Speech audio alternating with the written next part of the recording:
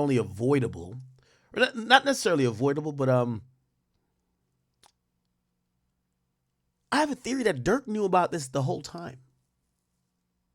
I think Durk knew about this the whole time. I'm gonna give you some background knowledge that was happening that it makes a lot of things clearer, because if you haven't been really tapped in, it probably went over your head. Okay, so just let me play a little bit of this.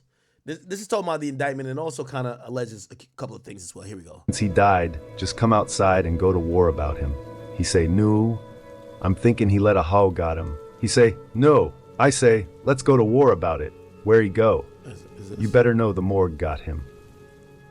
In an unreleased track with the unofficial title, Beverly Hills, Lil Durk reveals details about the entire hit. He mentions bounty hunters providing ski masks and firearms, and explains how they used Uber tags on their vehicle to avoid drawing suspicion from both the police and their targets.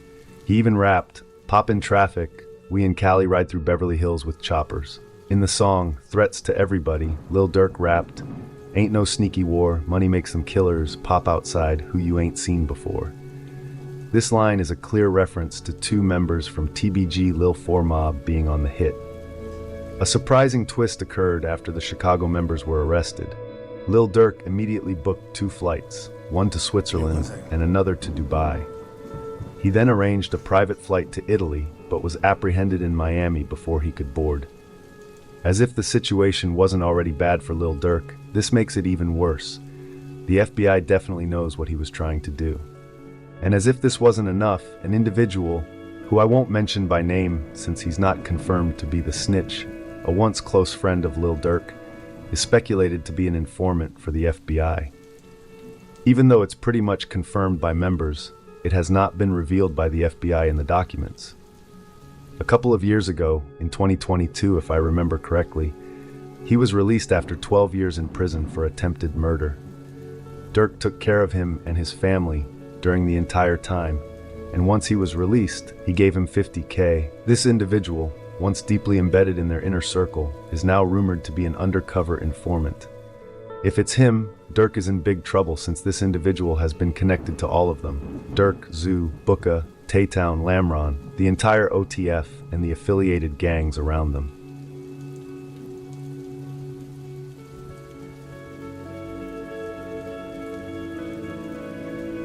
I'll leave this rumor here without further speculation, as there's really no evidence to support it.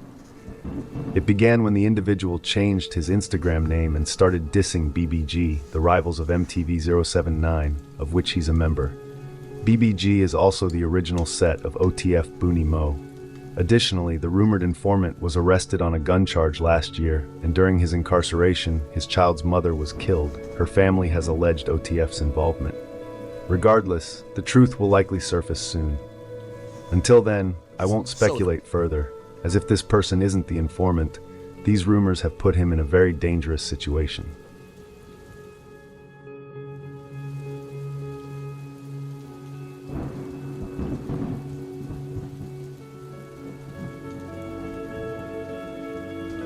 Dee, confirmed to have been involved in the hit and likely seated in the white BMW, is a high-ranking member of Taytown with a reputation for past violence. In 2014, he was arrested and charged with the murder of Travis from Shields. But after being released on a $90,000 bond, paid by Lil Durk in 2019, he eventually beat the case in 2023, which also included an attempted murder charge. The FBI is reportedly aware of Durk's tight relation with him. Durk has referenced Dee in his music multiple times, calling him the threat, and even collaborated with him on the track Block is Hot, where Durk rapped, "They were scared. That's what Threat said. They want peace treaty. I reject that," likely alluding to the ongoing conflict with Quando Rondo. In an unreleased Lil Durk song with the unofficial title Go, featuring Dee and Lil Varney, he rapped, "Drillers call me to get shit approved. I never heard of dude. Only time I heard was on the news." And Varney rapped, "They think shot sweet. They hear that switch, just know my boys just upped the score." Dee was allegedly in control of the second OTF business card, which he used to purchase airline tickets for travel.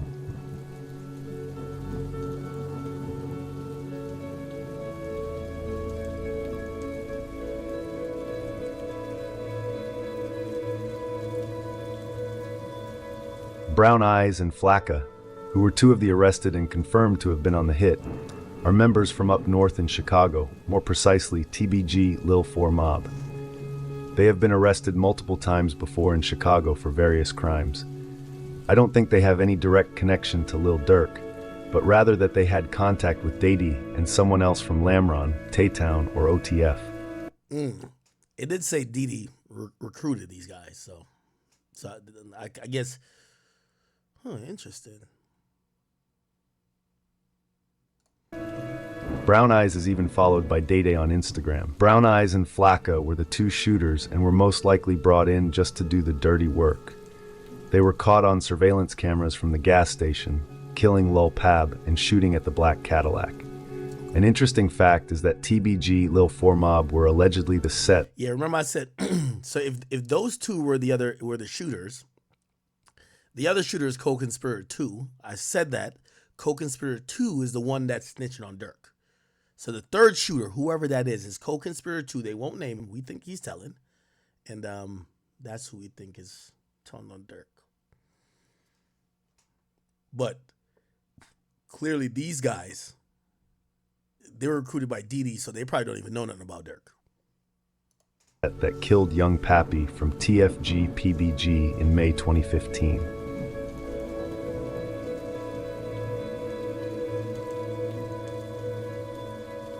Vonnie has been with OTF for a long time and is mostly known for making sure that King Von did not get scammed in the Icebox video on YouTube. I haven't seen that. So Vonnie's in that video? King Von. Hey, with all due respect, and I like Icebox, I'm not trying to hate on y'all business. But sincerely, a message to all rappers. First of all, again, I'm not trying to hate on Icebox. And I get it, it's a very pristine place that rappers go to get jewelry. Icebox Films. Okay? I know a lot of y'all like to bring your shooters and ice them out. Don't bring your shooters to Icebox to ice them out. Okay? Go alone with someone that's gonna pay the people whatever jewelry you need. But when you're bringing your shooters to Icebox, or they're recording you know, as they recorded Vaughn saying, "Yo, I need a chain for him." Yeah, he be killing shit. I need a chain for him. Yeah, that's not a good look. Again, not hating on them. They do great content. Look, 4 million from the Vaughn thing. This it's like 3 different times. Actually, 4 different times. Do y'all thing. But maybe stop bringing your killers to Icebox. Okay? My boy, the Icebox is looked out for me. Got me in the iciest chair. By the way, if you don't know, the Icebox guy, according to Trench News, was subpoenaed to testify in federal court in the O Block 6 case. So all them chains that they got when it was like, now let's get this for these guys. The guy who made the chain, and again, but they're civilians, I would imagine, Icebox. They got subpoenaed, and they pretty much had to say, yeah, if they got subpoenaed where they had to testify, I'm pretty sure they subpoenaed any other surveillance footage that wasn't caught on this big-ass camera right here. So maybe if y'all went in the corner and be like, yeah, oh yeah, he killed this nigga for me, so oh yeah, they probably got that footage too. So again, bring in your killers in front of mad cameras for an internet episode. Also, while I'm even at it, and I'll say it, and this affects me. I want to show you that I'm not hating on Icebox. I've seen this recent trend. A couple of times I want to interview some niggas, and they say, nah, act. Let's do it in the bigger studio. I said, why? Why are we doing the bigger studio? Because I want all my goons on camera. What you mean all your goons on camera? I want them to see them. Okay. I'm going to oblige. You could put all your killers in the back. That's not me telling on you. That's you now. You know we finna go viral. You're now putting out a video with 1 million views, and you gonna be like, yeah, shout out to Tim. You know he laid shit down. You're setting your niggas up to go to jail. If you got people committing murders for you, don't bring them to your interviews. Don't bring him to the recorded jewelry box pickup. Go hang with them in the hood and tell niggas to put their phones away. You and the killers should probably not be on live all the time. If you want to claim reasonably that you don't know them that well. Oh, I don't know that nigga. What? Also rapping about them. He laid shit down. You got to put a little bit of cap in the rap. Maybe the real niggas who laid down, make up a name or not make up a name. Rap about somebody else. Anyway. You're the only one cashing out on the COVID, man. Only one cashing out on the COVID. That is that's the money. No. It's actually the same type of earring, but it's just... So, You rather just do and it then they offered us they offered us 3 different deals, but we didn't like none of them. But none of them were That's why amazing people look at the deals. child crazy. Nah. You know what? This is what I want. You know, pull it out. Look at the back. No, how much are Look you? at the back. Oh, that's Vonnie right there. That's Vonnie. Ooh, okay. So that's another thing too. And shout out to Vonnie for this. When you are new to money, you don't really know how jewelry costs. And let me tell you this, for every artist out there that's watching me, and I know there's a bunch watching me, because it's happened to me. When I first went to buy jewelry, sometimes you try to bring a man's because he bought jewelry before, so you're hoping. Here's the thing. Your man's bringing you here because the jeweler going to give him a discount off of his shit. The whole jewelry game is low-key kind of be like a scam. So anyway, here's the point of it all.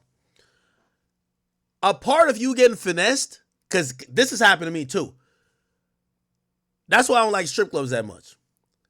Because until you're in the game long enough where it's so abundantly clear that you got bread, usually when you're new to bread, you're trying to spend more bread to convince people you got bread. So when they tell you a price 10 to 20,000 too high, if you like, oh man, I can't do that, you look broke. It look like you don't belong. So sometimes you be like, nah, I got it. They're overcharging you though. Niggas is overcharging you. Shit, I remember nigga told me a price. I was just like, if I tell him I can't do that, he might look at me like I'm broke, right? Because they butter you up. Yo, you getting all this money, man. Yo, damn, man, you ain't got nothing yet? All right, we gonna get you right with your first piece. I remember holding up the first Cuban. I said, how much this is? I said, this is 70,000.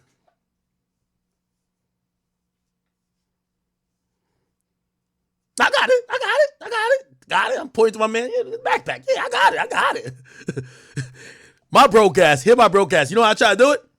So my first Cuban, it was 70. I said, nah, I want more though. Like, nah, we could do a deal if we get. So I'm trying to really ask a discount type shit, but I'm doing it in a way where it don't make me look broke. I'm like, no. I'm gonna cop like 2 to 3 things. You could give me a deal on if I cop 3. They'll be like, oh yeah, we got you.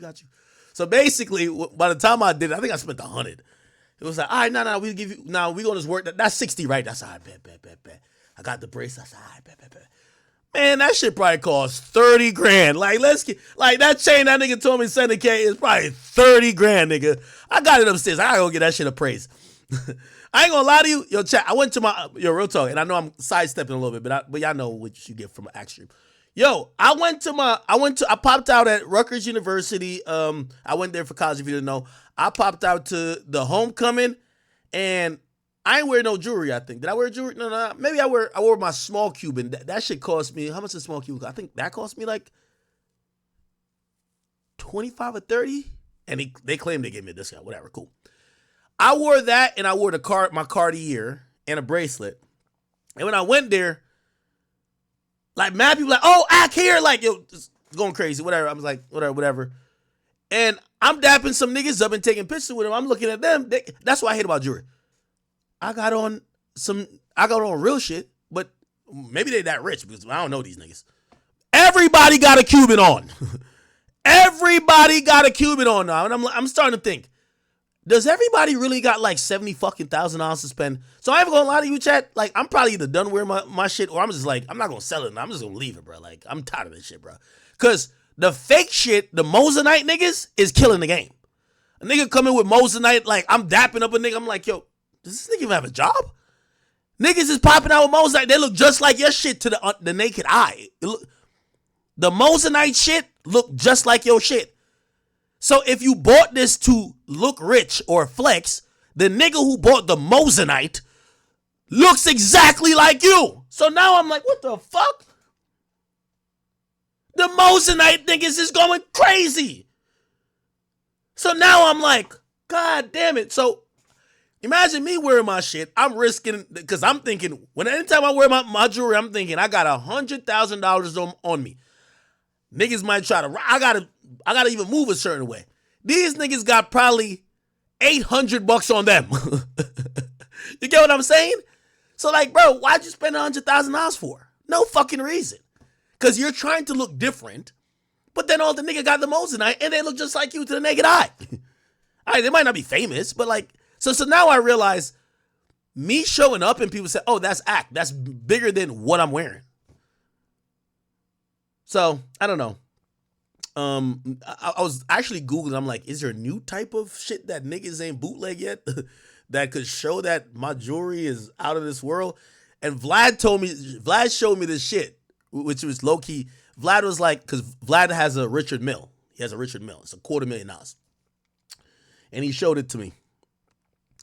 And I'm like, yeah, I think this iced out bullshit is done.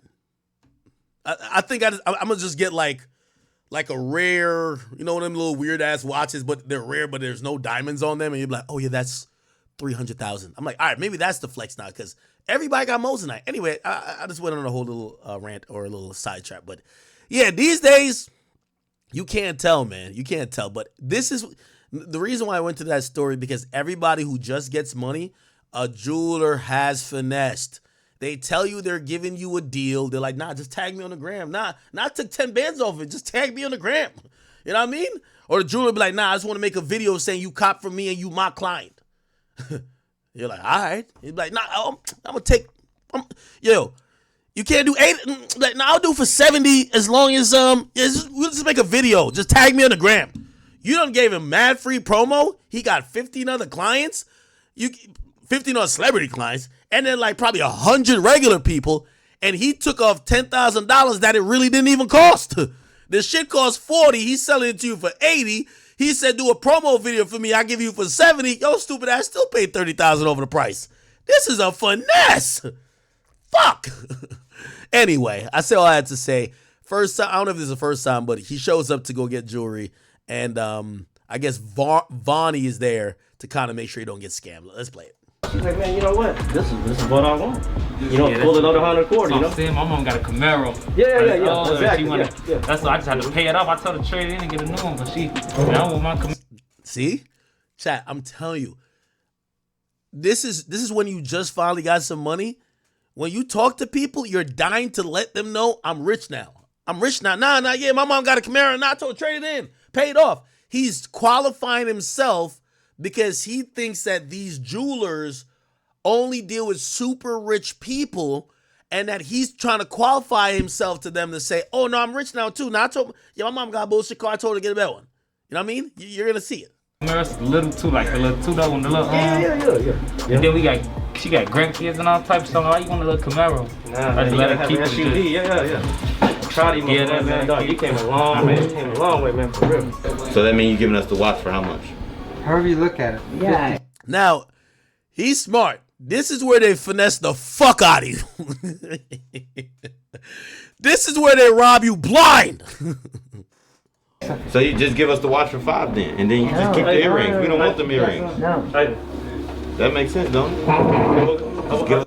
Now this nigga mad right here. He's like, why the hell is you telling this? Vaughn came here to give us all of his cash. You know the videos I love the best? I gotta show you this video. And then salute to Johnny Dang. I'm not hating on none of y'all jewelers. Keep getting y'all money. You know what I mean? There's a video I think he put up.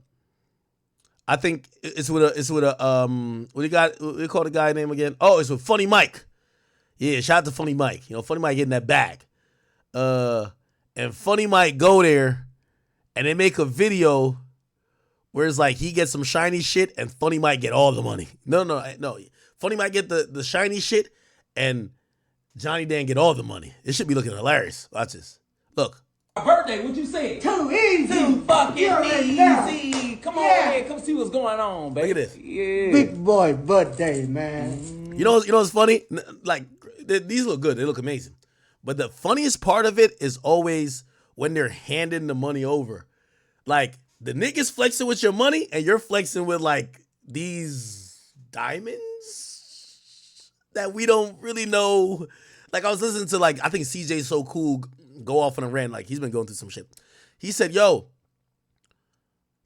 I spent $1 million on jewelry and I never knew what a fucking carat cost. I didn't know nothing about jewelry. I would go to the jeweler. I would say, I want the biggest and the best. They would tell me some shit and I would just pay whatever they told me. I didn't know that, number one, they were using reduced quality and all that type of stuff. I only found out when it was time to sell it back because I was going through some shit. And I said, damn, that's all of us black people. Let's keep it a beat. Wait, how much? Whoa, let me get that bag. Yeah. Oh, look, it's showing it. Look. Yeah, look. Let me get that bag right quick. Most of the time, he Let me put get that down bag, in the man. credit You card. see what time it is? Oh, and I got some more blue. blues in my pocket. Don't Don't sleep. Turn me up, big fan. But like this, the jeweler, he not that impressed with this. You know what he impressed with? Cold, hard cash. Yo, cold, hard cash. The jeweler's impressed with the cold, hard cash. We impressed with anything that sparkles. It's too. Hey, come on. Too easy. Yeah. Look, this is all you gotta see. Shout out to John Dang. No, I'm not hating on you. I love you, John Dang. I met you, by the way. You're dope. He flexing with the money, you flexing with your teeth. This is good. Hey, don't call me. Unless you got the blue. Look, the jeweler's saying, don't call me unless you got the blues. And the nigga, I guess he said, don't call me unless you got the teeth shiner. I don't know. Shout out to Funny Mike, though. That's my guy. I know you're going to call me. I want like Funny Mike. This is big money in my grill. Yeah. So I know you're going to call for that Funny Mike shit, but that's big money. Yes, Lord. Too fucking easy. Yeah. Okay, all right. All right, well. It's turn me up, big five. Yo, I went in to go get my jewelry. That nigga got a vault of hell. The nigga safe, nigga look like even if you stole the safe, you'll never get in. I'm like, where they put the money at, nigga, you'll never get in, nigga. Anyway, all right. Anyway, so we're back to this video. This is OTF Vonnie, and he's telling King Von, he's trying to make a deal for him. And by the way, that's W Homeboy for that. Trying to make a deal for him because right now he's gassed up off. He might just got a big deal, just got big payment. Somebody wired him $1 million, and now he's just looking to spend. And you know, when you feel like you're trying to put yourself off as $1 million nigga, say something called 70,000. You're not gonna like, you know, you're not gonna be like, oh nah, I'll only pay 60. Yo, I'm gonna be honest with you. Oh, chat. This is good. This is actually good. Yo, chat. All right, I'm gonna tell you some dumb shit. I can tell you some dumb shit. I'm gonna tell you some dumb shit because I'm saying this not to shame nobody. I'm telling you this how us black people really it works. I'm gonna tell you the truth. Remember I told you I won $1 million in gambling. Well, really, you know, I've lost millions. So like I had a good day. I won like $1 million. Usually I win a couple 100,000 or I lose a couple 100,000. And essentially I had $1 million and then I lost a bunch. And when I was about to lose, I'm like, yo, it's no way I could lose a fucking $1 million gambling. So I stopped myself and I called my dealer up and I bought the Maybach, right? So I bought the Maybach and yeah, I'm paying for it cash. Cool. Anyway, I never seen the Maybach before I bought it. I just like, he texts me pictures. I'm like, I want that one. Give me that one. Okay, cool. So he sends me the picture of the Maybach. I'm like, all right, yeah, I want that one. By the way, which I didn't even know that was that popular because Young Miami got one, Yachty got one. I didn't even know this is that popular. Anyway, so whatever. He's like, all right, bet, whatever. So then, like, at the point where your dealer is hitting you up like that, they're not sending you prices, my nigga. I mean, you could obviously find it. You could go on the website and find the car, but he just sends it to me. So he tells me a price. I can't remember what the price was. I think the price was like, which by the way, I put it incorrectly in my car vlog because the car cost $250. It wasn't, yeah, something like that. Anyway, here's the point. The car was, I forgot the exact price. Maybe it was like $260. And I got a shout out to my mans. I actually play Fortnite with him all the time in Discord. And my man Dab is a white dude. You know, white people be on that shit. Us niggas, we be trying to qualify so much that we got money. We'll overpay, bro.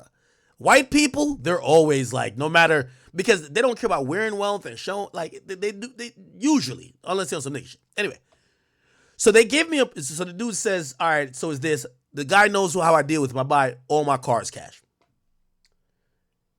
All right, let's say it was 260. I don't want to quote it directly, but let's say it was 260. I said, all right, bet. 260, cool.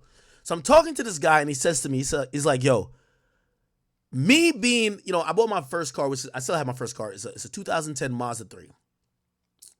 And after that, I've never had a used car. And I bought that car in 2010, but it was used. It was an Enterprise car that people turn back in. But ever since then, I've just always bought new cars. I'm thinking at a certain price, like if I'm buying Lambos, supercars, and Maybachs, they don't haggle with prices. Like you don't walk in and be like, let me get that Bugatti, but not $3 million. Let me get it for 2.8. So my stupid ass is just like, whatever you say the car costs, because I want a car, I got it. The dude tells me, he's like, and I'm just going to throw a number. He's like, yo, he's like, wait, you're going to pay that? Like, they're not giving you no deal? I'm like, deal, nigga, it's a Maybach, nigga, the fuck? He's like, I'll make a bet with you.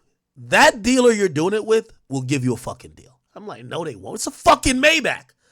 So he says, tell the dealer, because the guys text me anytime new cars come in, like the expensive one. He says, tell him you can't do 260, you could pay 250 today. I said, bro, he's not going to do that. It's a fucking Maybach. He said, just do it. If I'm wrong, my bad. I do it. I text the guy. I said, I'll pay 250, not 260. The dude came back. No, he's like, oh, I got to talk to my general manager or whatever. 15 minutes later, it was just like, all right, 250, you got it. You're getting it today? I'm like, wait. Yo, you could actually haggle with a price over, like, again, I know. I thought it was only, this is my stupid ass, I thought it was only for cars that's not that expensive. Because these type of cars, they don't market. It's either you got it or you don't. It was just like, no, it's still buying a car, bro. Like, you could definitely take off 20, 30 grand. Which I learned a thing or two. Because me, whatever they told me, I was just paying. Like the Lambo was like $295. I was like, all right, $295, here it is. It's like $295 and $600, $616. Nigga, I went to the bank and just wired it. I could have probably told him, nah, nigga, I got $270 or $260 for you, and let's go through some negotiation. My audio's going in and out.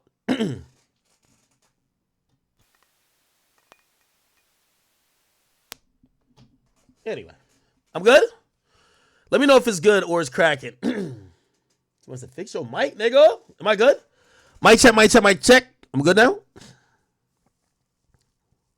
I'm good? Okay, I think I should be good.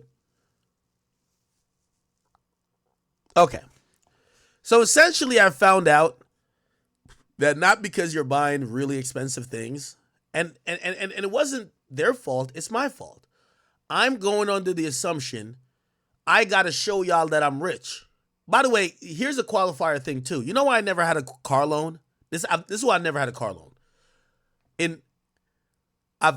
After my very first car. So when I started getting YouTube money, this is how long I've been doing this shit. 10 years ago, I wanted to go get a Mercedes. My credit was like, I got evicted from a place because one of the two people I was living with, they stopped paying me, right?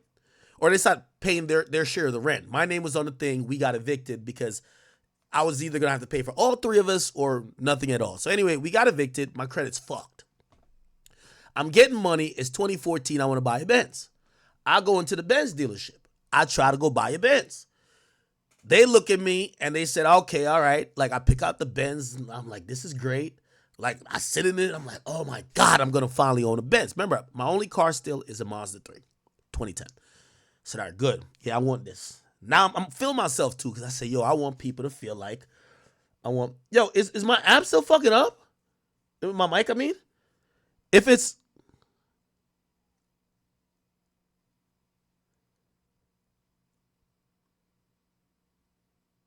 yeah, I think you got to refresh your, just refresh. Refresh the stream. Yeah, no, it looks fine on what I'm doing. Mic is good, bro. I'm telling you, the mic is good. I will be able to see it dropping out. Yeah, I think it's the stream. Just refresh the stream, chat. Just refresh the stream. I'm sorry. Okay. So I go in, I sit in this car, I like it, I find the one I want. The car was about like $50,000, $60,000, right? I'm like, I want this one, right? We go to sit down and do it, and I knew my credit wasn't the best, but I didn't know it was this bad. It was like 500, right? Now, the way how these car dealership works is that if you've never owned a car, like they do a point system. Like you have a car rate, you have a car score rating. I never knew this, right? Basically, your trustworthiness for that dealership and also how many other cars you've had of that brand.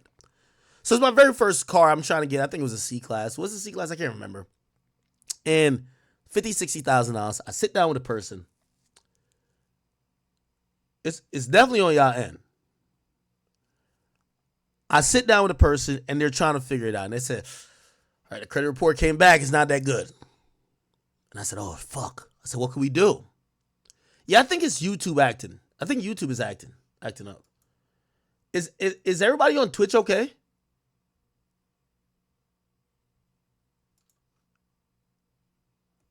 Okay. So they checked my credit. They wouldn't give me a car. I even showed my bank account. I think at the time, I don't know. I think maybe I had like $100,000 in my bank. And I was just showing them I could afford this car like twice. Like, what do you mean you're not giving me the car? Like, come on. Like, I want the car. I think I was trying to maybe even lease it. I was trying to lease it because, tax purposes. And I was like, no, I could finance it if I need to. They turned me down. And after then, I remember I grinded, and 2 years later, in 2016, I went back to that same dealership, and not same dealership, it was Mercedes, and I bought a G-Wagon. It was like $170,000, and I bought it. And I remember I built it because I was sitting with the guy. They're like, "Oh, you got this internal," and I felt like they were testing me. So we get to the point of payment, and it says, "So how are you gonna pay it? You want to do the credit application again?" And it was almost like I felt like people were just laughing at me. And my ass said to them, "I'm paying for it cash." It felt like the movie with DMX when he came in and threw the bag of money, right? Which I got to learn later.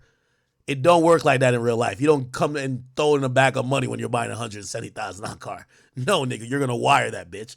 And yeah, and then even then, I remember when I got the car at the time, there was a whole problem with like Nigerians stealing cars.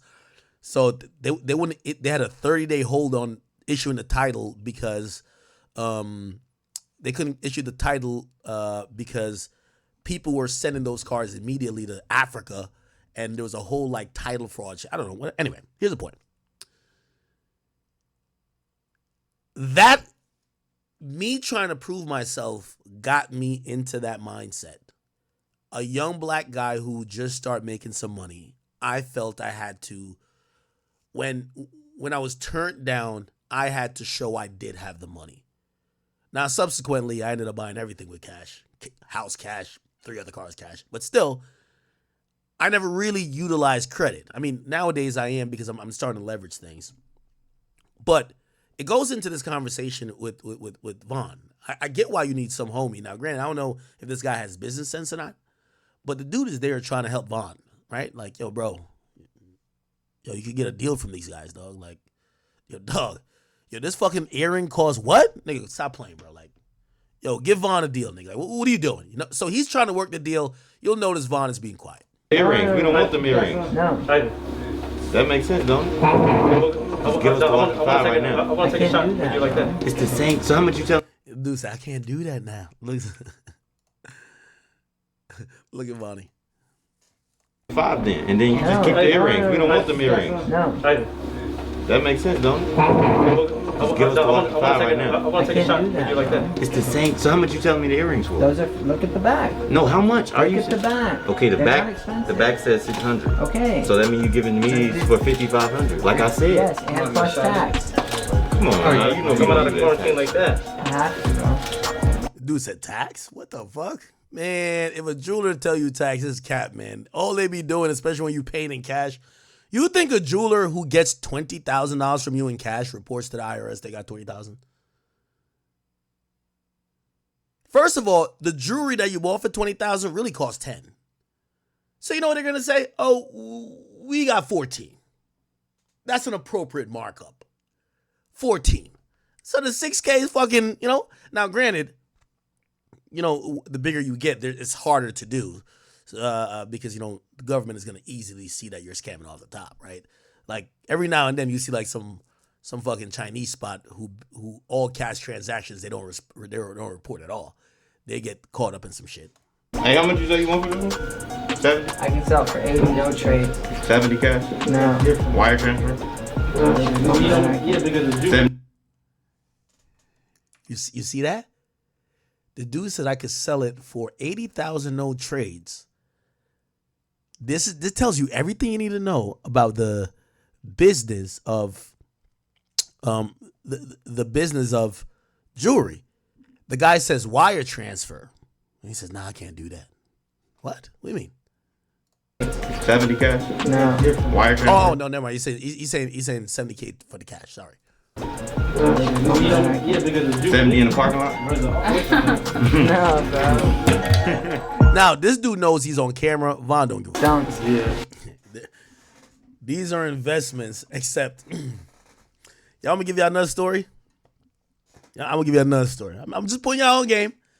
I know there's YouTubers and even young rappers who watch me, so I won't put everybody on game. There should be no fucking secret. That's what I'm telling y'all.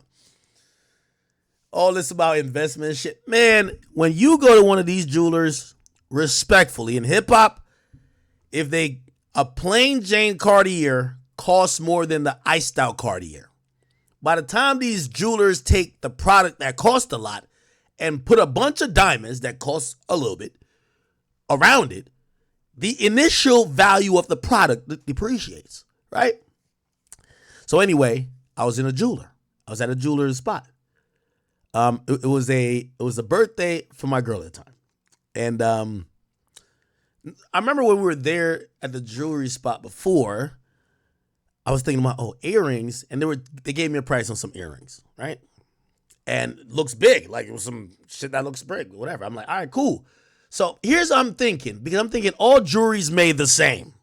But this is what happens when you're aftermarket jewelry, a jeweler, versus the jeweler that worked for here's the story.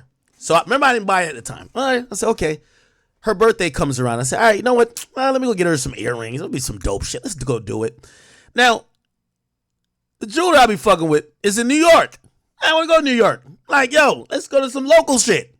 Like, damn, I don't really know no local jewelers. You know what I did? I said, let me go to Tiffany. Well, they sell jewelry. It's the same shit. Bruh. The jeweler that was going to cop in New York, and it was about the same size shit.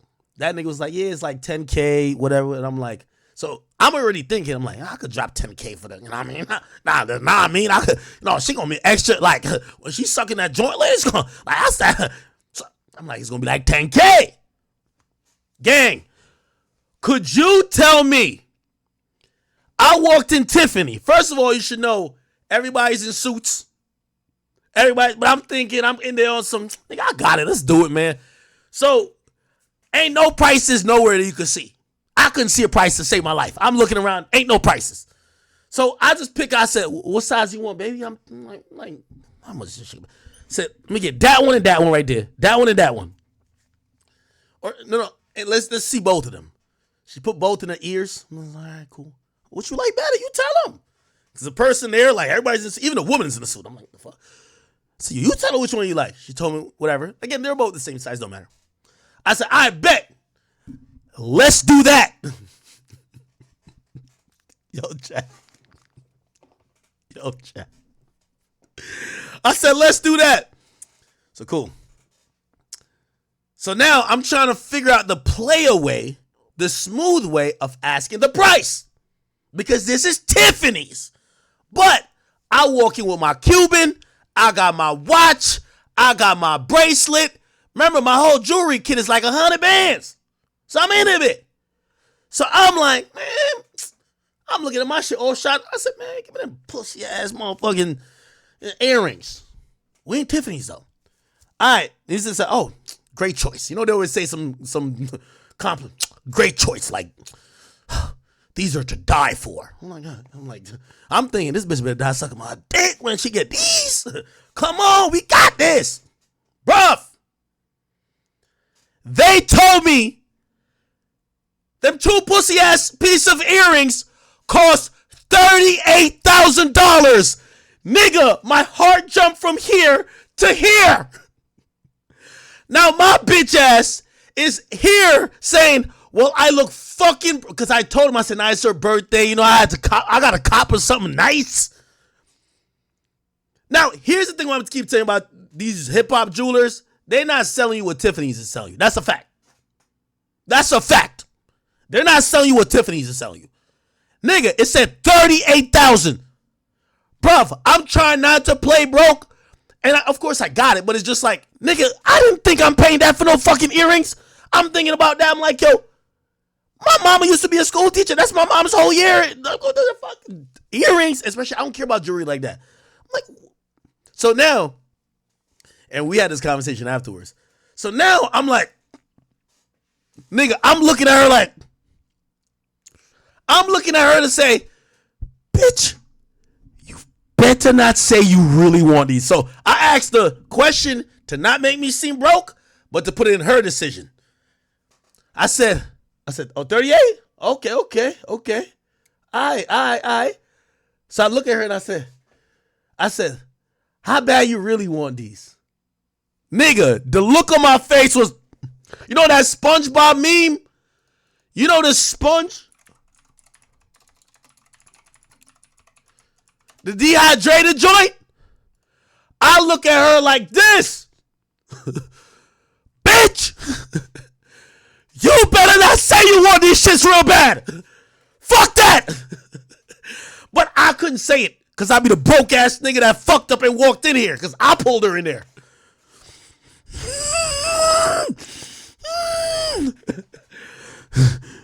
So now she's taking a while. God damn it.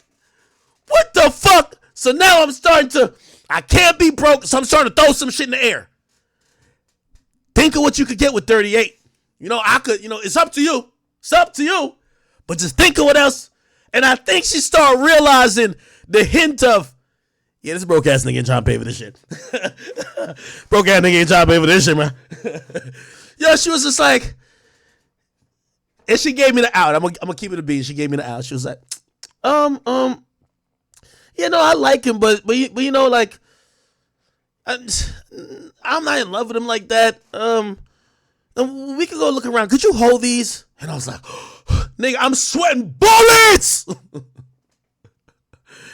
I'm sweating, nigga. I look like, what's the nigga name? I look like this nigga. This me right here, gang. I'm looking like him. This me. This me. When she said that, nigga, I probably exited that shit, nigga.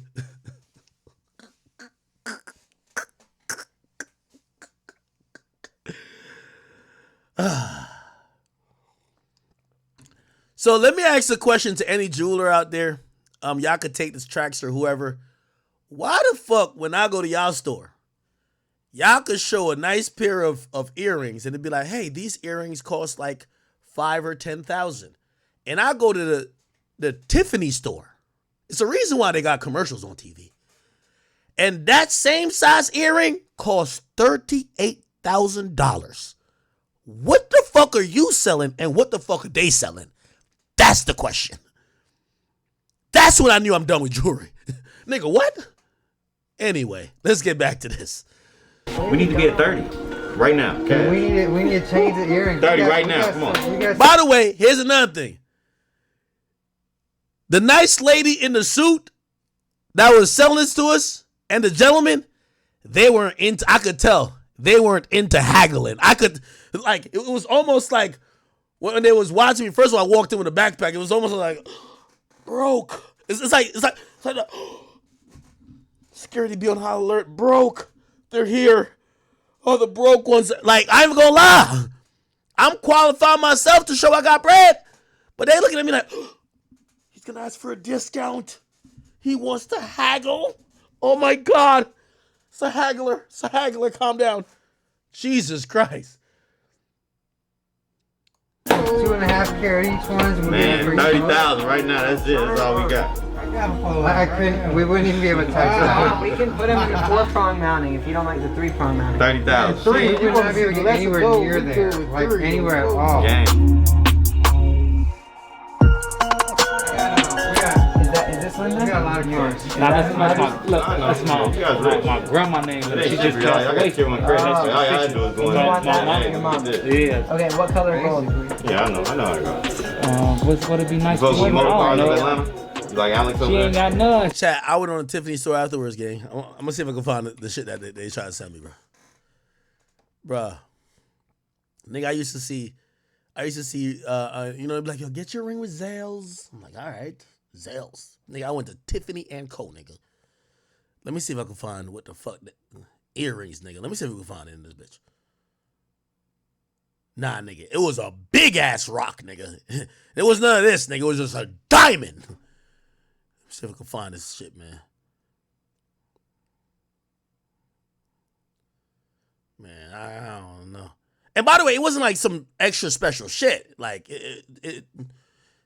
if you just wanted the big rock, like, it just costs tens of thousands of, it was like 20 plus, you know what I mean? We're not talking about some bullshit like this. Like, nigga, it was just a big ass diamond. You know what I mean? Nah, nothing like this, man. This is out of collective. I'm trying to find that. Tiffany. It's just diamonds, but it was something like this, bro. It was something like this. Solitaire. Yeah, nah, this gotta be fake. Maybe they sell fake shit too. I don't know if they sell fake shit. The shit they told me was $38,000. And I remember the guy says, and I was just like, I was speechless. Yeah, I don't know if I can find on this bitch. Like, I'll even tell you where I went. I ain't trying to dox where I be going, but I'll tell you. Actually, I won't say that because y'all niggas gonna be weird. You're gonna call, did Akademiks really come over there and try to get it? Broke ass nigga. I don't know.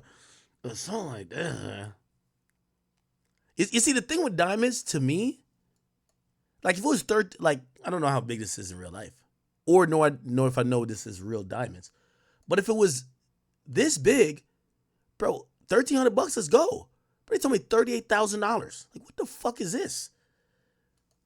Let me see if I could sort by like price or something like that. They probably could spot me coming from a mile away. And actually, I really don't even think, how do I sort by price? Diamonds. I want to show by price. Oh, price. Here we go. 5,000 and over. Let's look at that. Let's see how that shit's hitting for. Nah. I could put up. Nah. Let's do price minimum 20,000. Okay. Oh, it won't let you do that.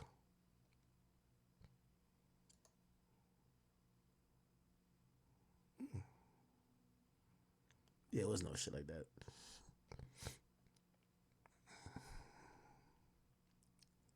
Look at this, 15,000. All right. I was down to spend 10. I ain't gonna hold you.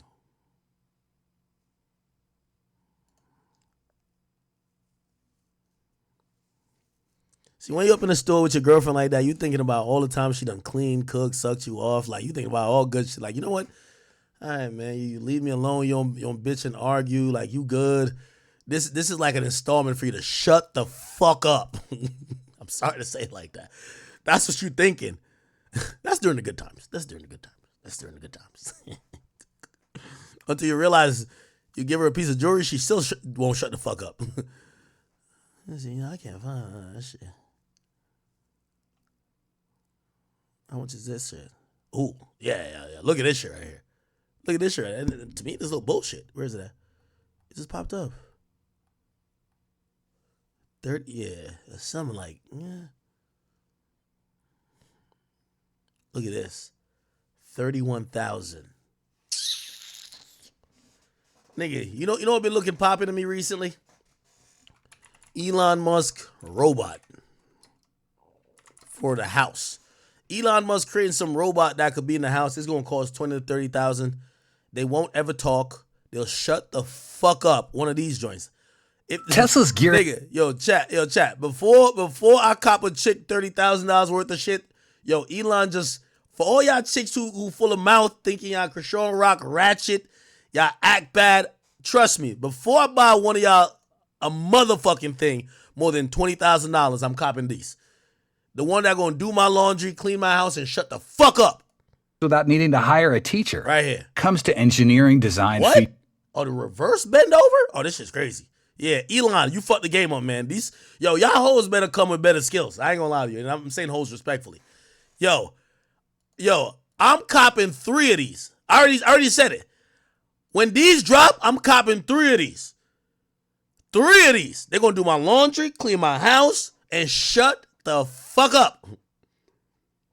This doesn't change the whole game. Yes, I'm gonna have a robot girlfriend. Yes. Yes.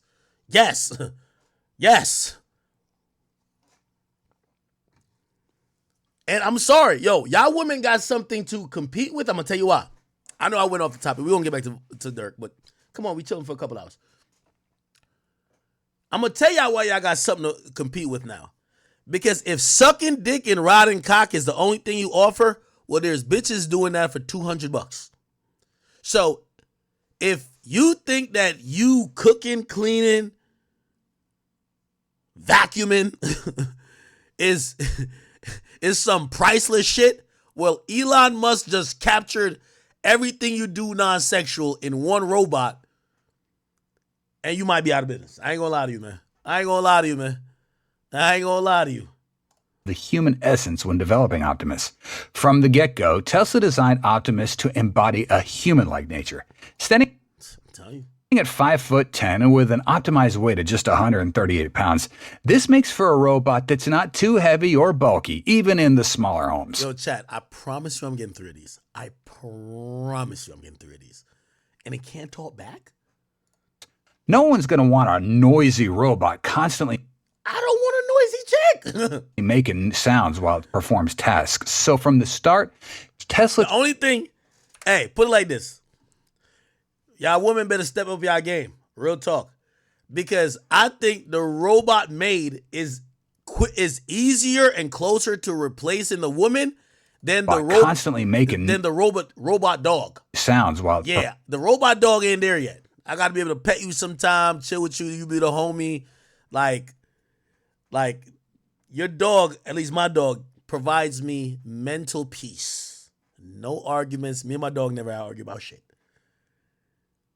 So to keep it real, the robot that be around the crib as a human, it's ahead of the dog game, man. The dog is, listen, I don't gotta tell Pluto to be like, yo, bro, I'm about to get a robot. If you keep acting up, nah, Pluto's good. But y'all females who think that you just a bad bitch who suck dick and know how to fuck, but because you can do laundry, just please know, Elon is designing something to get y'all out the paint. And whenever he gets y'all out the paint, I'm pre-ordering 3 of these. I never pre-ordered a Cybertruck, but 3 of these? Y'all gonna be like, damn, nigga, you gonna see them walking back and forth in the background. All right, sit down right now. Just chill over there and just fix me another glass of Hennessy and motherfucking cranberry while I get the content going on. And they gonna chill and mind their fucking business. This is the $1 billion idea. I wish I could invest. Actually, I'm an investor in Tesla. This is great. I ain't gonna lie to y'all, man. Y'all females gotta step it up. Step it up. Elon done came out with the ultimate. He got y'all mapped to a science. I'm just keeping it a bean with you, okay? All right. Anyway, let's get back to Vaughn. Okay. We need a guy named Kenny. I would go white gold. Even if a guy named Kenny. I would go white gold. I'm larger. Okay. Decent ass for her. Standard quality, bro. But there's nothing. Bussin'. That's the thing. My It's the light, SI man. is Look what- at these lights. Take it out the light. Go crazy. Take it out the light, bro. My mom. Take it out. I'm messing with it now. I know. But still, you gotta come down a little more. Nah, Vonnie really was trying to talk him down. Prove the $0 transaction. I don't want that. I don't watch it no more. Which one? The road. Okay. So we got to put on top of this. I ain't gonna lie, I think they were trying to finesse Von. I ain't gonna lie. Los Angeles with two unidentified individuals, as well as Flocka and Brown Eyes. During this encounter, Vonnie was seen handing over multiple firearms, including one that had been modified to function as an automatic machine gun. Vonnie was, according to the documents, the driver of the white BMW that followed the black Cadillac Escalade for hours. He was the one that gave the other car the location of Quando Rondo and his entourage the entire time.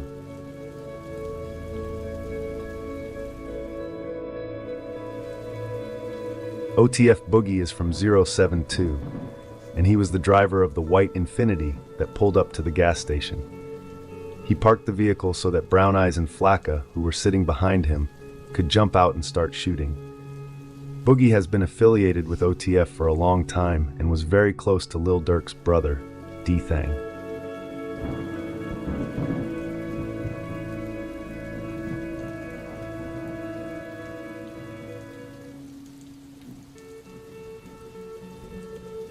The internet has probably had a big part in all of this. Not long after King Von's murder, fans got impatient and wanted OTF to retaliate, and fans of NBA YoungBoy started trolling Lil Durk with Slide 4 Von comments. It was everywhere. Lil Durk could barely post on Instagram without his comment section being filled with YoungBoy fans trolling him. It obviously bothered Durk as he even rapped. By the way, I've seen some people say that Durk got tricked out of his position by YoungBoy fans saying Slide for Von and 6ix9ine, who also was echoing the same. Do you think that's true or nah? Rapped about it in songs and even talked about it in an interview with DJ Akademiks. The internet definitely played a part in all of this. However, I think it has had very little influence when it comes to the determination to get back for King Von. I think Durk immediately put out a bounty on Quando Rondo and people around him, even before the Slide for Von comments started to appear. However, over time, I think it actually got to Durk, especially when they didn't get revenge. Year after year went by, and the fact is that the two actually involved in the murder of King Von are still alive. And now Durk is locked up, recently transferred to the feds, and will soon be transferred to California. The moneymaker is gone, and it will affect many members and family, and could actually be the end of OTF and Lil Durk's entire career.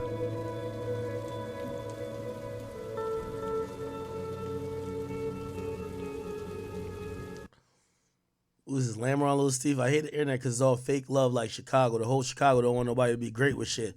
All you have is hate in your heart and hate on everybody who making a living for themselves. Like, how if you having a job that's motion, if you doing whatever that bringing $1, and at the end of the day, motion. Stop fucking hating and being lazy. This goes for goofy ass niggas and bitches. Free the bigger picture. Another interesting aspect in all of this is Lil Durk's recent efforts to reshape his public image. He has presented himself as more religious, established foundations to support vulnerable communities, and promoted a message of peace, although this appears inconsistent with his actions. At his last concert, he even displayed a billboard collage featuring deceased Chicago gang members, including both friends and rivals, and brought J Main from Jarrow City on stage. This seems like a move to deflect FBI attention, as it's evident that Durk remains connected to crime. Recently, he also received 2 keys to the village of Broadview, but they were swiftly rescinded following his arrest. He likely received this honor due to his significant financial support for Mayor Brandon Johnson's campaign, having donated over $150,000.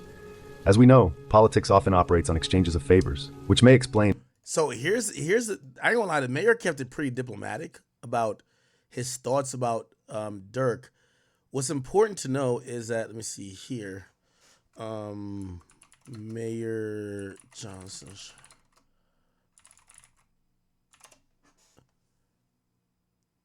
So apparently you could search. Let me see. So apparently Durk was like one of the biggest donors of the mayor, right? Like he gave like apparently $150,000. See if we can find it, Durk. Yeah. And by the way, this was July 26th. They actually put this out. The Chicago mayor, who has raised nearly $2.6 million since his election in April 2023, nearly half of those funds come from unions. Another large check was from Grammy-winning rapper Lil Durk. Wow, that's interesting. So Durk, give me a second. Let me see if I can find. Since winning the mayoral seat, he's seen a name outside Chicago's usually political world crop up as his biggest financial backer, Lil Durk.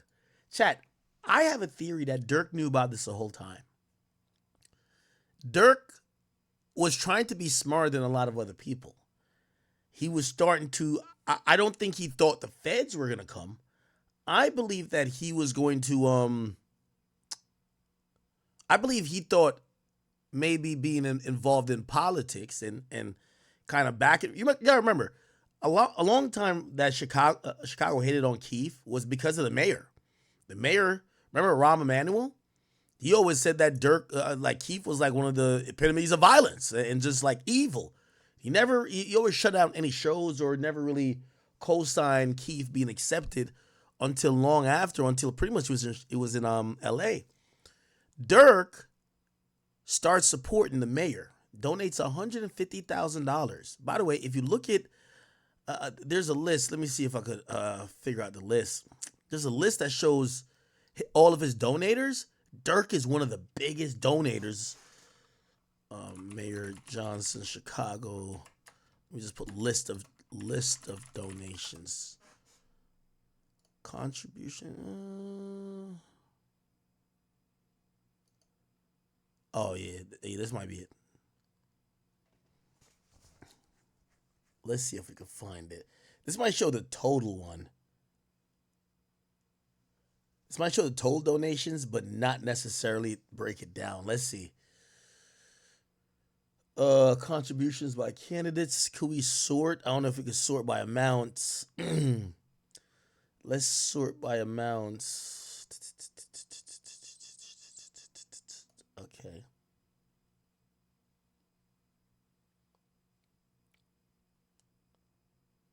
Oh, never mind.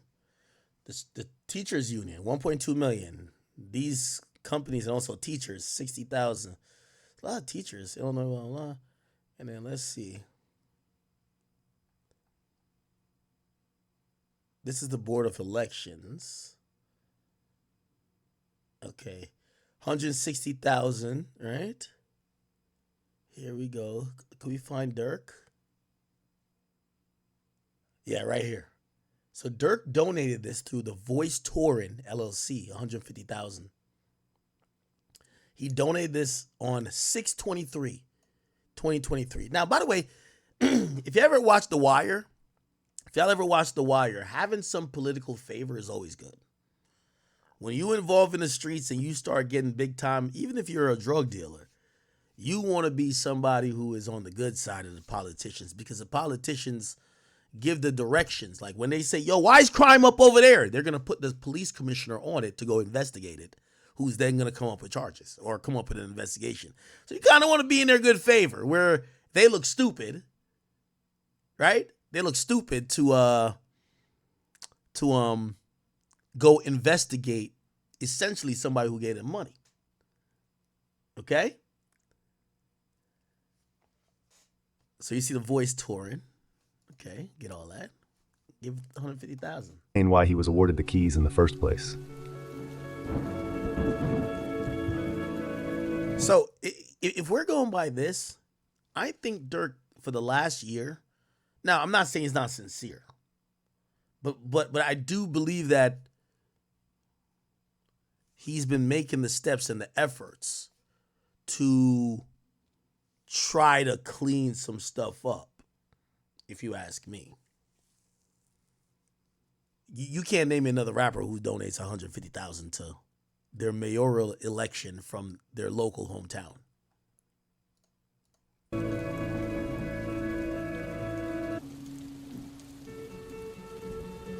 My own Shout out to VA in the building. What up with y'all? thoughts on this are that the whole situation is so incredibly unnecessary. A small fight, which happened due to arrogance and pettiness, has now led to multiple people killed, injured, families destroyed, and now is perhaps Chicago's biggest rapper of all time locked up in the feds, and there is a big possibility that he will receive a life sentence. This will affect a lot of people, not least his own family, his kids, and India. I can't believe Lil Durk put himself in this situation. I've always thought he moves smart, but his problem is that he's too afraid to leave his homies behind. However, it's no surprise really. Lil Durk has actually always been deep in the streets and never really left it. Over the years, he's been putting out bounties on people, supplying his block with guns, cars, and whatnot. We who follow the Chicago scene closely knew that this was only a matter of time. And Lil Durk also knew that, as in several songs, that he knows the FBI is after him. In the song Redman, Lil Durk even rapped, "They ask me where I'ma be in 10 years, shit, I said, the feds." So this was just a matter of when, just like with G Herbo and his gang, who will most likely end up in the feds in the near future for Shoota Shells, KTS Dre, and Freeband Bobo. I really hate— Wait, what? Wait, hold on. This thing is just throw some shit into the mix? guns, cars, and whatnot. We who follow the Chicago scene closely knew that this was only a matter of time. And Lil Durk also knew that, as in several songs, that he knows the FBI is after him. In the song Redman, Lil Durk even rapped, "They ask me where I'ma be in 10 years, shit, I said, the feds." So this was just a matter of when, just like with G Herbo and his gang, who will most likely end up in the feds in the near future for Shoota Shells, KTS Dre, and Freeband Bobo. I really hate to see Lil Durk in this situation. He has been my favorite artist and many others for years, before his late break, and he has meant a lot to the Chicago drill scene.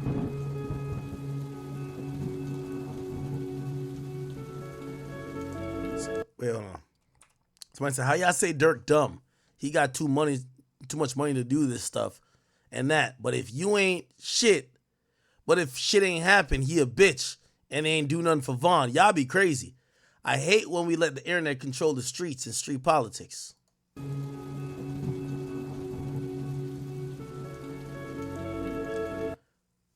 Lil Varney says, stop calling my phone asking me shit. I don't know shit. And y'all see, and I see all you niggas post my brother. Majority of y'all happy and be sneak dissing him.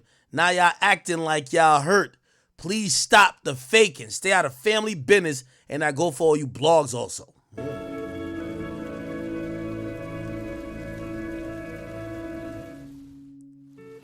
This is DQ showing the old blockchain off. Free the guys that need to be free.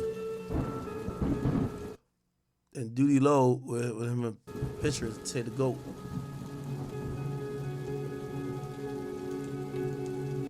Channel Mafia? I don't know what that is. Thank you for watching this video. Please subscribe.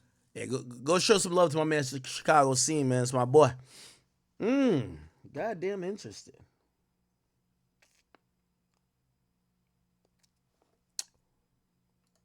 Interesting. Now, here's the thing. We got a little bit more. So, shout out to my man Bradford Cohen, who actually went on Law and Crime. Another rapper federal. And he spoke about pretty much what the government has on Durk, and he's pretty much talking about what's necessary. Now, we've given our opinion. He's an actually reputed lawyer. He's dealt with Fed cases a lot.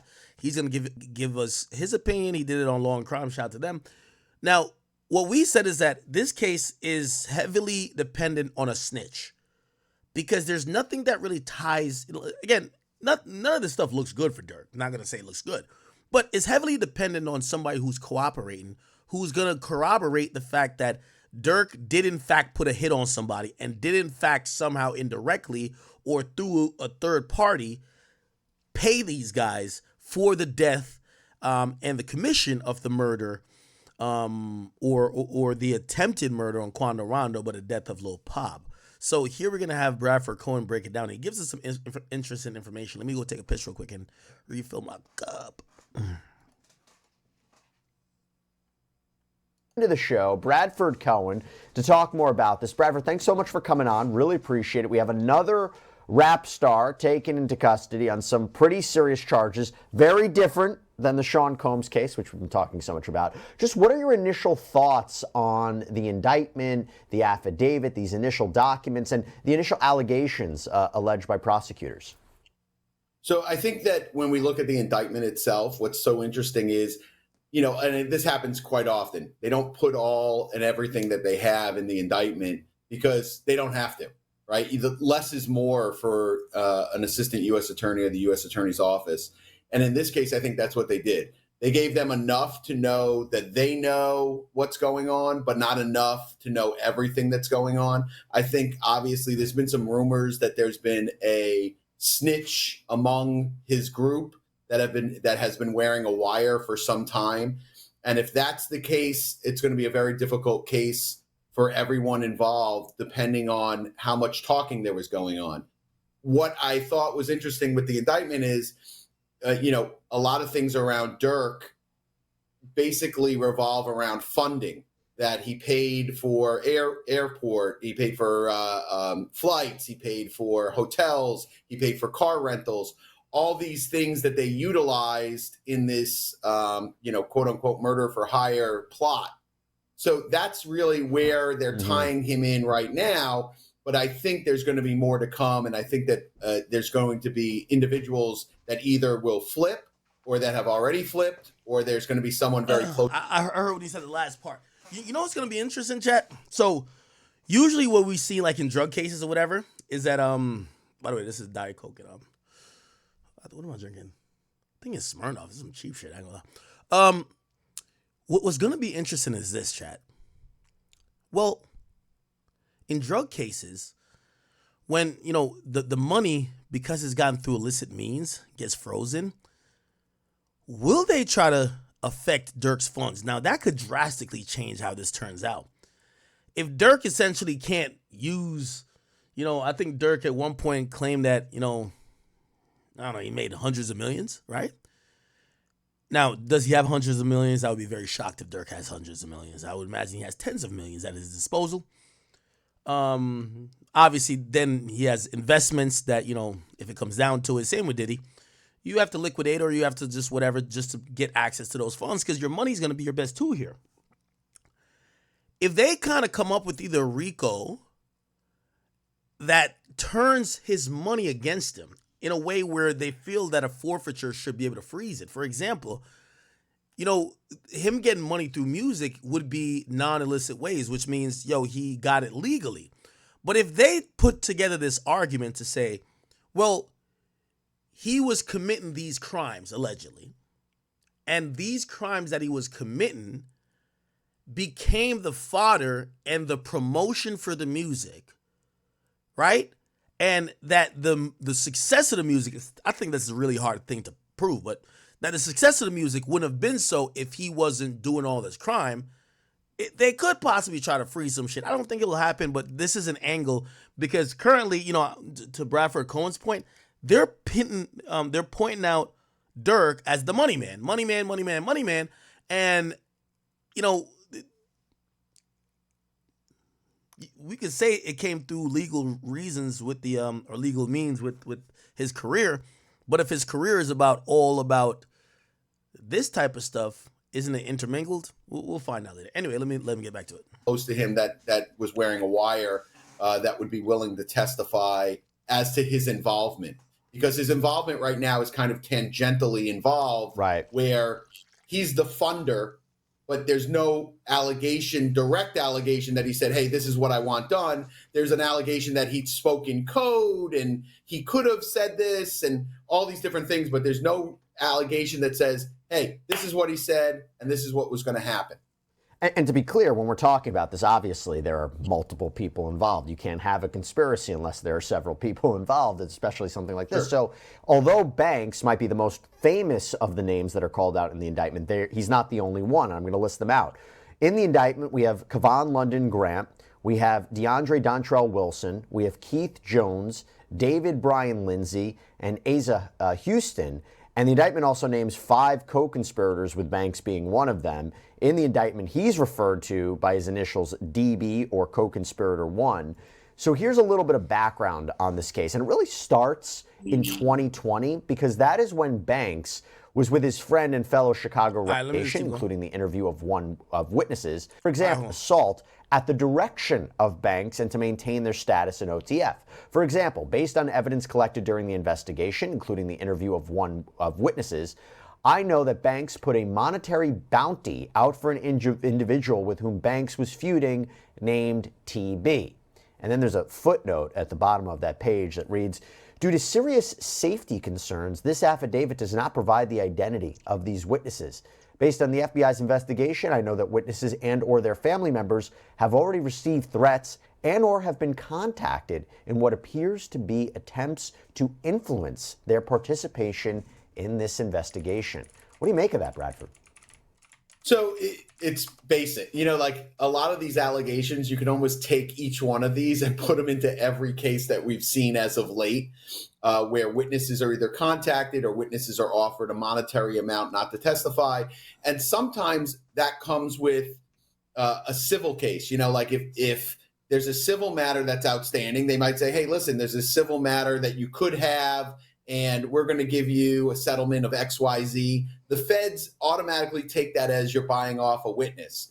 So it just depends on the facts of those circumstances. Like I've seen it many times where the feds read into it differently than you would if you just read it yourself, wherein people are trying to be influenced. A friend of a friend might contact you and say like, hey, listen, this isn't a good idea to be a witness in a federal case. The feds take that as, oh, hey, this is, you know, Bob Smith influencing this witness because he's friends with this person who's friends with that person. A lot of times that doesn't shake out the way that they put it in the indictment. And they put that in the indictment specifically for bond purposes, right? So when you go in for bond, they say, hey, listen, this guy's trying to influence everybody. And here's all these things. But when you actually get into the case, sometimes those things don't shake out, and then it's already too late because you already moved for bond and you didn't get bond. That's the same thing that's happening with Sean Combs. I mean, well, that's a little different because he's not charged specifically with obstruction, but it's part of the racketeering count. I read this indictment. I didn't see anything that Lil Durk is charged specifically with obstruction or witness tampering. It's more the conspiracy. There's also federal weapons charges. So does that give you pause too that he's not, I mean, again, maybe I'm wrong, that he wasn't directly charged with anything like witness tampering, obstruction? Yeah, it always gives me pause. Whenever the feds throw an indictment in, it gives me pause right away because a lot of times you'll see in the indictment, there's a lot of accusations in the indictment that when you start getting into it and it starts kind of flushing out the facts, they stretch what could be a basic fact, they stretch it into something that it's not. And I've seen this time and time again. So in this case, it could be individuals that are loosely associated with OTF or that is signed to the label or something else that has contacted a witness, and they're trying to put whatever they did onto Durk Banks. So that's the issue here, right? Is that they're just lumping them all together. They'll just say, hey, listen, you know, because this guy did that, obviously Durk is the quote unquote leader of OTF. He must have known what was going on. Therefore, he shouldn't get a bond because this is a dangerous gang and etc. You notice they stopped short of saying this is a dangerous gang and said this is a dangerous association of individuals that known as OTF, which I thought was interesting because generally speaking, when it comes to any of these rap groups, so like, you know, there's OTF and YNW and YSL, and they all say like, hey, all of these nicknames, this is all a gang. And you know, even though it's a record label, it's also a gang. And that's kind of their argument with every single one of these. And that's going to be their argument here. But I thought it was interesting in the indictment, it didn't specifically say gang. It said an association of individuals that go under OTF. I thought that was kind of interesting because I don't know what kind of evidence they have to say OTF is or is not a gang legally, the legal definition. I thought it was PTSD from the YSL trial. Let's not rush to call anything a gang because of all the trouble there. That's a separate conversation. We can have a Sad to say, Lil Durk has been booked, man. It's gonna be a lot of videos coming out about Lil Durk, man. This is honestly sad, bro. I'm gonna keep it a being. Like, this is actually sad, like genuinely sad. Lil Durk literally had such a I don't want to say such a promising career because he still has his career right now. He has his album coming out in a month. Like Lil Durk has so much positive going for him. Like this case for him is how I see if King Von was still alive for the FBG Duck case. Like he would have got booked the same way. And they're gonna pin everything on Durk. There's already snitches, like what Rex said. There's a murder involved, murder for hire. They're probably gonna come with a RICO case after. This is not state charges. This is federal charges too. So it's very, very, very much different. Man, I can't really say what I want to say because YouTube is very weird. But seeing Dirk changed his religion recently, they said it's good to be that specific religion while in jail, which I agree. You see a lot of, you feel me, people that religion. You feel me? It's like they're like a group in jail and they stay together, which is good. But man, going from being a 8, probably 9-figure man, private jets, mansions to a cell, man, that must do something to you mentally that you can't even fathom, bro. And Lil Durk, honestly, he's like rap wise, he's like up there. Like he's the 21 Savages, whichever tier is the Lil Babies, 21 Savage. You put Lil Durk right in that tier. Like the tier right under the Kendricks, J. Cole's, Drake's, them. He's literally the tier right below them. And it's sad. Lil Durk's been in the game for so long, man. You told him about Slide for Von. He allegedly really did slide for Von. Now he's in this situation. All we could do is pray and hope for the best. I'm considering myself a realist, and I'm looking at the situation. There's snitches, like all the evidence, like OTF cards for everything, and bro, like Lil Durk is the head of all of this. Like, I really just hope he doesn't. If Lil Durk gets life in prison, I know his heart's gonna drop. And how Lil Durk says that he hates snitches, how much he prides himself on hating snitches. Like, I always wonder to myself, if it's someone in Lil Durk's position, if it's either life in prison or you snitch and you get 5 to 10 years, are you snitching? Would you throw your whole life away? You're not going to get to see any of your kids physically grow up anymore. All your money, you have all this money right now, but that money is not, you're the breadwinner, bro. Like 5 to 10 years, 20 years, who knows? The family's connected to you might be broke. Like, you're the breadwinner, bro. Like, it's a crazy world we live in, bro. I genuinely feel bad for Durk, but man, it's hard to even feel bad for Durk because then you'd have to feel bad for Quando, and the whole situation is just sad because it's all this literally started from King Von and Jania, bro. King Von, Asian Doll, Jania, like it's just woman, bro. Woman caused this whole thing to happen. It was a chain reaction, and now we're here. But it's your boy Big Egg News. Make sure you like, comment, subscribe, and please, please, please, please, please don't, like, woman holds so much power, bro. Like, it's so crazy. And I'm out.